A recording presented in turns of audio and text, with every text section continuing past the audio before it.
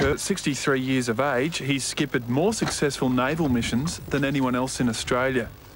You'd think he'd be a national hero, and he probably would be if people were 1/144th of actual size. This is called big gun warship combat, and it uses ships and models at 1/144 scale. Well, the hobby is about replicating naval warfare, surface action between capital ships and transports. We have two sides, the Allies and the Axis, and we have convoys which one side protects and the other side attacks, and then we reverse the procedure. This is the Vichy French battlecruiser Strasbourg. This was Vichy France. They were quite evil, weren't they, Bill? Is that any indication of your character? No, yes. I think, I think most fellas like to be involved in something a little bit destructive. Most skippers start out with an unarmed transport, which costs about $200. Eventually, though, they tire of touring the bottom of dams and start installing firepower. Bill's battle cruiser is worth about $2,500. He took me on a tour below deck. The whole idea is that you cannot build a ship that doesn't sink, not in this hobby. We basically get a fiberglass hull, and then we cut these windows out that you can see on the side.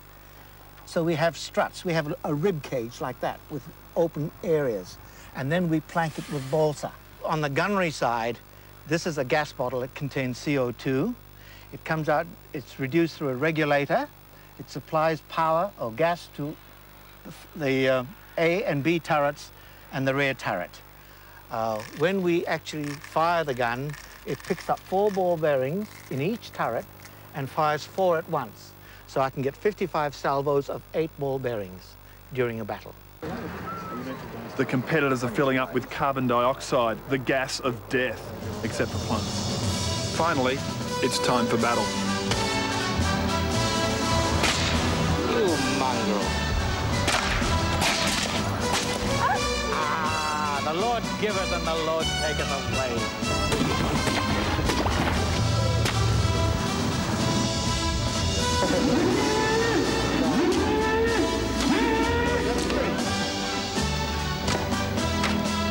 Oh, who's the next mongrel?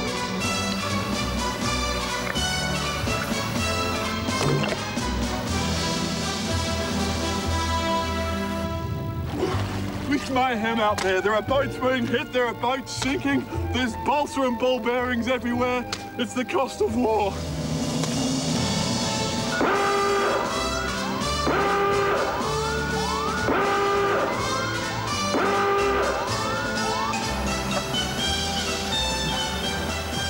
I slunk through the shallows following the battle. Meanwhile, Bill was under heavy fire and desperately heading for port. Well, I'm taking water now. I'm continually pumping, so I might head for home. But he didn't quite get there. His shallow water rescue counting as a sinking. Oh, you mongrel. Nothing Christian about you, is there? Over the day, Bill's Axis team won easily, more than doubling the Allied total. And many boats were sunk, all but one releasing their float as they plummeted, all but the HMS Royal Oak.